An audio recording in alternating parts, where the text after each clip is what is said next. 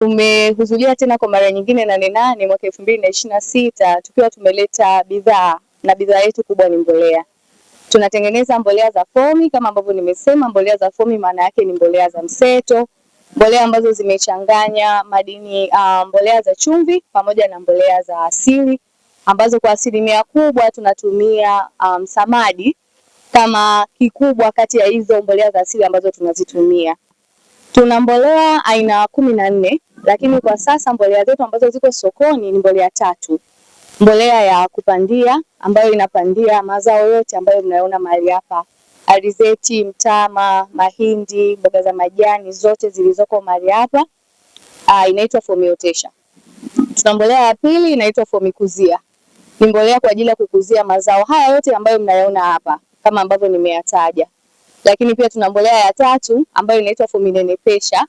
Fominenepesha ni kwa ajili ya kunenepesha mazao ya mizizi, lakini pia mazao ya matunda mboga. Ninaposema mazao ya mizizi namaanisha viazi, mviringo na vitamu, karoti, vitunguu kama ambavyo vinaonekana hapa shambani, matunda ya nyanya, pilipili hoho, bamia pamoja na aina zingine zote za matunda mboga.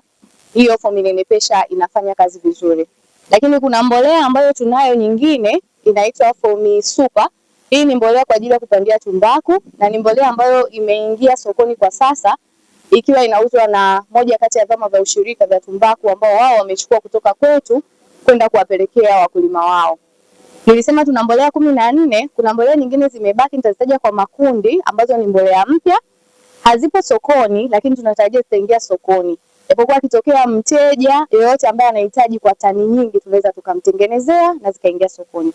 Mbolea hizo ni mbolea za chai, tuna chai, tuna chai plus na tuna chai plus plus. Tuna mbolea za miwa, NPS 1 na NPS 2.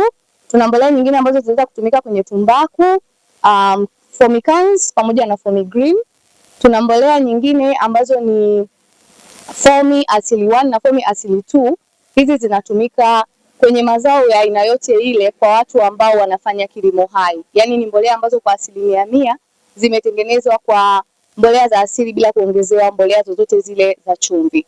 Lakini kwa ujumla mbolea za Fomi ni mbolea ambazo zinafanya kazi kwenye mazao yote. Kwa mfano hata hiyo mbolea nimesema ni mbolea ya tumbaku Fomi Super inaweza kufanya kazi kwenye mbolea kwenye mazao ya mboga mboga na mazao mengine kwa sababu ya virutubisho vilivyoongezewa. Utofauti wa mbolea za kwetu za Itracom, yani mbolea za Fomi na mbolea nyingine, ni kwamba kama ambavyo nimesema ni mbolea ambazo ni mchanganyiko, ambao ni mchanganyiko wa mbolea za asili na mbolea za chumvi. Lakini unapotumia mbolea za Fomi hulishi tu